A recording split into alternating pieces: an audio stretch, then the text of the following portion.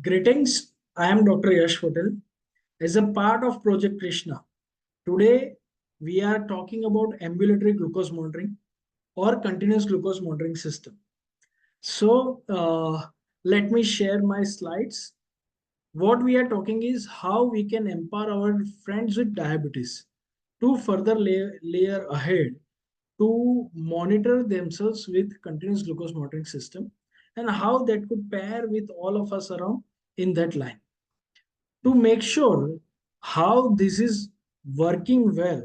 I need all of your focus that this is one of the advanced technology where we can monitor them distantly with ourselves paired into. So let's move further ahead. So Project Krishna is part of Make My Life project, where our focus is the type 1 friend gets empowered. Rather, instead of hiding the disease, they should feel confident for the type 1 status. And that's where our focus is how we can build the center of excellence for type 1 diabetes. Here we'll talk about history of glucose monitoring, barrier of self-monitoring of blood glucose and other glucose tests, new parameters, time in range, what is CGMS, how does it work, different signs of CGMS reading, patient selection for CGMS, benefit of CGMS, limitation of CGMS, and how we can upgrade ourselves to further monitor. So if we know the ancient literature, even Egyptian papyrus have been described before centuries. So polyuric state has been in the Egyptian papyrus. Even Hindu physicians, Charak Sushruta mentioned a madhume in their grunts.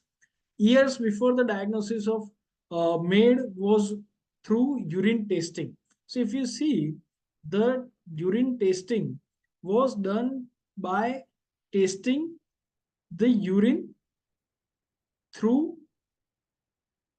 myself. Even blood glucose test after urinary Benedict test, the fasting postprandial blood glucose trace was monitored. Even HbA1c developed afterwards, and then self-monitoring of blood glucose is possible. So this had been time around. Now, from self-monitor of blood glucose, if we see the fasting PP represents picture doesn't represent the picture of 24 hours. So self-monitoring blood glucose, one snapshot, which gives idea about what is trend. If we see the difference, then how the different plus minus represents. So what glucose level have been will be possible with self-monitoring. So when they measure from self-monitoring, different part of the day time, that directly represent the change in the glucose. When we see HbA1c, that is a review. So last week blood glucose levels affects more than prior weeks, and which gives impression of 3 months. So if we talk about 7 HbA1c, then these all three graphs represent 7 percentage of HbA1c. If we see this plus and minus, average is 7. This plus and minus, average is 7. And this is all in the same range, represents 7. So 100% glucose in target is what we focus through 7 percentage of A1C rather than different plus and minus, different plus and minus. So if we see a car driving average speed of 60, but its lower speed is 50 and higher speed is 70, that average is also 70. If lower speed is 30 and higher speed is 90, their average speed is 60. Which 60 is better, you can understand. So that's why HbA1c represents the review, but how had been the speeding and de-speeding, that's much more to be understood.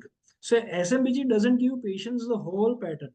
If you see the new parameter time in range, so what it represents, how much of the day total time had been into the 100% glucose in range, that is time in range, ideally to be kept between 70 to 180.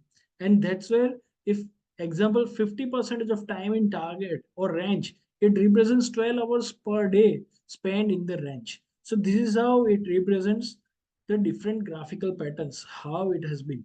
So time in range target normal values is, if we can achieve more, that will be much more appreciated.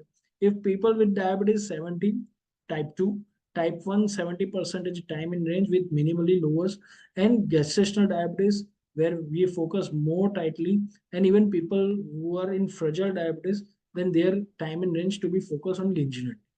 So continuous glucose monitoring system has a different parameters which tracks glucose throughout the 24 hours.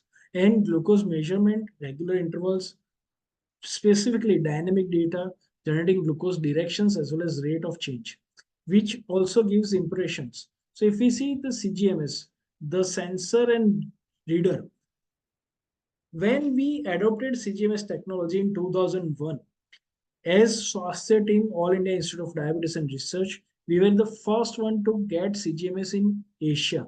That at that time it was of pager size. I will show you in at the end of the presentation how the CGMS looks like. Then after that, we had adopted the further ahead. That pager size CGMS was of showing the 3 days reading, and those were also retrospective. From there, the data and technology advanced. That made it to 7 days, then that made it to 14 days, and that's also real time. So different CGMS with retrospectively as well as I'll say continuous monitoring, real time monitoring is possible. That's where different CGMS is represented. So how does CGMS work? So the tiny fiber goes below the skin. I'll show you a sensor, at present sensor also. It shows a tiny fiber. If you see the tiny fiber, it goes below the skin. It continuously measures the sugar. And that's where it continuously keep on putting the readings, and that goes from 288 readings to even 8,000 readings per day. And that's where 24 hours glucose monitoring goes through, and that's where real-time readings also represent. Here are a few graphs which has been represented and populated in this manner. If we see the different signs of CGMS reading, then these arrows. So if this arrow is there, then the plus minus 1 milligram per deciliter readings are shown into. If this plus 1 to 2, if this rapid increase in the sugar, if that represent lowers, and this, so that represents on the reader screen. So this type of readers are available. This is for institutional work. There are black one who are for I'll say the individual work. Even further ahead, these readings are taken care in a different directions. So patient selection, if we see whom to be selected. So type 1 diabetes mellitus for better management, that should be newly diagnosed individuals, diabetic female going through pregnancy, those who have frequent hypoglycemic unawareness, nocturnal hypoglycemia, brittle diabetes, and these are even ICU settings, critical patients where we require type CGMS monitoring. Both SMBGs and CGMS reports are estimates glucose level at that point. So what is the advantage? It continuously measures, which shows trends also, warning signs and alerts of hyperglycemia also be there. CGMS can predict the valuable information crucial for the day, including exercise, prior of driving, before exam, and in middle of night. These reports or these readings are much more important. Even these CGMS are paired with insulin pump. So insulin pump dosage also could be possible with this CGMS. Patient with less number of pricks. So patient get benefits with less number of pricks and no pain, and in given stable and consistent data, and can be remotely monitored also. So provide AGP based on reports visualization of comprehensive glucose data. And that's where no less prick, no prick could be much more benefited to. So as we saw the advantage of CGMS, the lessons learned from CGMS clinical trials. So it is difficult to achieve glycemic control with SMBG done alone. Use of CGMS substantially improves glycemic control without increasing episodes of hypoglycemia. Even fear of hypoglycemia and lack of understanding about glycemic exertions keep patients from adjusting insulin dosage appropriately in many instances or decisions. So consistency of use of daily basis in the most important factors of success with CGM. Patient with both high and low A1C value obtained with benefits of CGMS are much more higher. CGMS has proven to be best outpatient glycemic management system for reducing type HbA1c. Specifically, type 1 diabetes experience average A1C reduction by more than 1.3%. Real-time CGMS has improved HbA1c as well as reduced episode of hypoglycemia in type 1 diabetes. What are the limitations of CGMS? During rapid states of changes, sensor glucose and blood glucose may differ more than 20%. Even lag time, more than 50 minutes could be possible in many individuals. So when sugars are changing rapidly, there could be 15 to 20 minutes of lag time. Overall percentage of error in CGMS is between 9 to 15%. And interference with glucose reading by sensor can occur with certain substances like glutathione, ascorbic acid, uric acid, and salicylates. Above that, some of the CGMS needs calibration a minimum of twice a day, that is once in a 12 month. Now, how Saarthi can monitor their type 1 friends' sugars. So that's where the advantage and further upgradation of EGPs as well as CGMS is possible. So now leveraging power of connected care systems in diabetes management with connected CGM is much more important.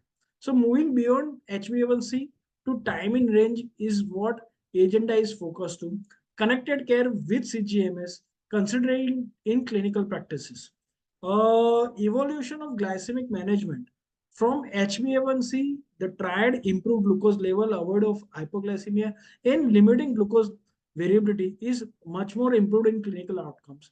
But now, new glycemic target, the time in range is much more focused, that to be kept in a green level between 70 to 180. So, whatever HbA1c is serving as well, that correlates well with average glucose level, but predict future complications. So good risk marker HbA1c used in all diabetes guidelines, easy to measure and understand now, and medium to long term target settings are important. But HbA1c is a biomarker providing average picture of glucose control. But HbA1c is not always reliable. Hemoglobinopathies, anemias, uremias, ethnicities fail to improve data on hypoglycemia and glucose variability. So these are one of the factors. International consensus also get into time in range in 2019, where type 1 diabetic friends or type 2 diabetic friends, their target glucose to be kept into the range of 70 to 80 for more than 70%. Above 180, not more than 25%, and above 250, not more than 5%. But same well as the time in range target is below 70 is not more than 5% to 4%, and below 54 is not more than 1%. That's what the target represents. How much tighten we can do, time in range 70 to 80 milligrams per deciliter, more than 70%, reducing the hypos as well as hyper could be much more beneficiary to type 1 as well as type 2 friends. Those who are at high risk, then time in range could be slightly lenient. The pregnant lady, where the time in range to be focused much more strictly, and that's where pregnancy with type 1 and even pregnancy with type 2, the time in range to be focused much more stringently than type 1, and that's where the focus to be kept into. Now, time in range represents how much is corresponding. If 1% is representing 14 minutes, so below 54 target to be kept less than 14 minutes per day. And that's where it represents the specific graphical records when AGP reports and standardization is possible. So how much percentage of plasma glucose in range? AGP visualize aggregated glucose pattern. So this is aggregated glucose pattern in a report. Daily glucose profile reports. These are daily glucose profile reports for 14 days, and the time in percentage 17%, and representing the average glucose is part of it. So value understanding time in range. So 70% of time in range represents 6.7% of HbA1c. If we increase 10% of time in range and make it to 80%, then reduction of A1C is by 0.8%. So this is much more important. By targeting more 10% time in range, we are able to reduce 0.8% of HbA1c. Now, HbA1c and time in range. HbA1c is evaluating single A1C level. Time in range is continuous glucose monitoring system. A1C done at 3 months. Time in range is continuous, compares fluctuating for any amount of time. HbA1c doesn't capture any hypos or hypers. Time in range captures all hypos and hypers, and that too identifying time in within safe range. HbA1c is less likely to capture impact on acute intervention, where time in range is much more helpful for acute intervention.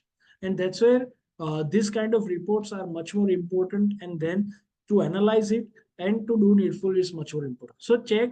So time in range or the ambulatory glucose parameters are facilitate develop and safe and effective care plan. So if we see the objective to decrease that represents check overall glycemic status, assess time below. So we are focused to objective with self glucose control to increase time in range and decrease time below range or above range. And that's where first focusing on addressing hypoglycemia and review the ambulatory glucose monitoring, which shows glucose variability also. So if we see the hazard ratios for retinopathy and microalbuminuria, so as we achieve 10% reduction in correction with time in range correlated with reduction of retinopathy is 64% and microalbuminuria by 40% by achieving more 10% of time in range in type 1 diabetes. If we see that that's also for type 2 diabetes, then with increased risk of all cause cardiovascular related mortality is much more improved with achieving more better time in range. So this is another finding. So how frequently the individual monitors the time in range or the sugars through CGMS, that is also much more important.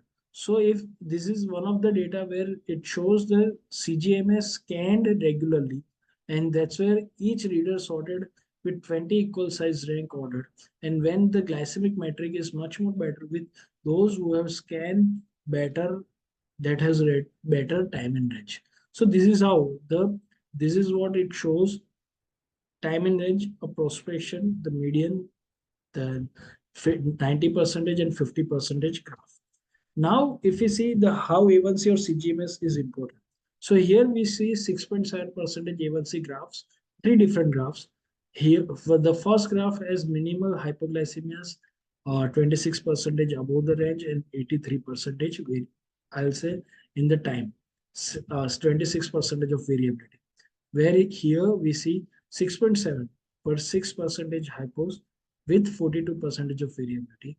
And this graph has 6.7% of A1C, 9% of HbA1c, but the variability is much more higher and time in ranges. So it's not only the, I'll say the graph, but the variability as well as time in range is much more important. Now, why CGMS data is so powerful? So that could be validated, avoid bias in its collection, complete glucose experience with excess glucose exposure, hypoglycemic episodes, hyperglycemia episodes, even in day glucose instability and between day glucose variability is also represented. Now, if we see using CGMS benefits creates more frequent scanning using the arrows, which represents how the sugars are going, using the line to predict the change and avoid admissions. Even long-term benefits using display of softwares at home. It consultations to review previous pattern and plan changes. Progressively alerting my targets to achieve more time in range and lessen the below range criteria. So ultimately, CGMS improves HbA1c, decreases hypoglycemia, increases time in range, decreases hospitalization as well as increased quality of life as well as satisfaction, and decreases the absentees in the working environment. These are the real world evidence, clinical trial as well as meta-analysis as well as real world evidence. And that's where innovative sensors are much more important. So innovative sensors, these sensors are now we are able to monitor 14 days sugars, and that's applied to the back of the arm. These are water resistance, very flexible filament. So filament is almost 4 mm only, and that's where and no finger pricks are required. And that scans 1 second scans is instant. Now that has been advanced. These sensors are now able to pair with mobile. Mobile are also, these sensors could be scanned with NFC technology of mobile, and that's also connected to the care provider, caregiver, as well as the dashboard of the caregiver. So for patient, the sensor is there, the mobile application is there, that mobile application sends the data to caregivers, and that also goes to the dashboard of the doctors. And this is how the graphs are coming to the doctors as well as the patients mobile, and that's where it is possible. So now someone has scanned, it shows on my screen how much is the reading coming as well as how is the graph to them. That's it, what it comes on the screen. So it is easily patients convenience also, easy app updates also, real-time updates, easy uploads, remote access, and user-friendly reports are also possible. And how those are interlinked with different softwares. So flow is from patient to the readers to the mobile, that to I'll say server to healthcare provider as well as others. So SMBG done sporadically and has limited patient acceptance. Real-time CGMS has a high level of acceptance and enables actions to on-predict glucose level in much safer way. To make the right treatment decision, this high level accuracy has been guaranteed with in case of hypoglycemia. Only real-time CGMS has the potential for treatment automatizations and recording glucose homeostasis leading to semi-closed loop pump. So we have plenty of insurance pump individuals also, plenty of those who are on CGMS also, and this technology could be handled as well as appreciated when we have our Saarthi taking care of type 1, and they find out their type 1 is feasible for it, how they use it, and their data and other things could be understood by you. So these are some of the testimonies and the I'll say recognitions and uh, appreciations in newspaper as well as the community. And this is the why it is important to go through. Thank you. So I'll show you the different CGMS. So these are, I'll start with the first in Asia CGMS, which was bought by our team. And this is how it was of pager size. So this is pager size mini made. It had the wire to connect, the sensor to be applied over here, and that to be sensed into. This is its sensor. We have kept it for our records. This is our sensor for it. Now, from there, it advanced to this button size CGMS, and it has a different sensor. So this sensor gets to the skin, thin fiber, and that is connected with this, and then this connect through system to upload. These are retrospective CGMS. Now real-time CGMS came up, and that's where we have the monofilament going through skin and can be monitored with Freestyle Libre as well as our mobile. Now there are sensors which are paired with insulin pump also, and this is automation is possible, and where algorithms play major role for basal and bolus. So looking forward to your questions in FAQ sessions, and make sure to attend your FAQs for the same. Herewith, I am Dr. Yash Patel, consultant diabetologist for Make My Life project and Project Krishna from Swasthya Diabetes Care and All India Institute of Diabetes and Research. Signing off. Make sure to complete your assignments. Thank you.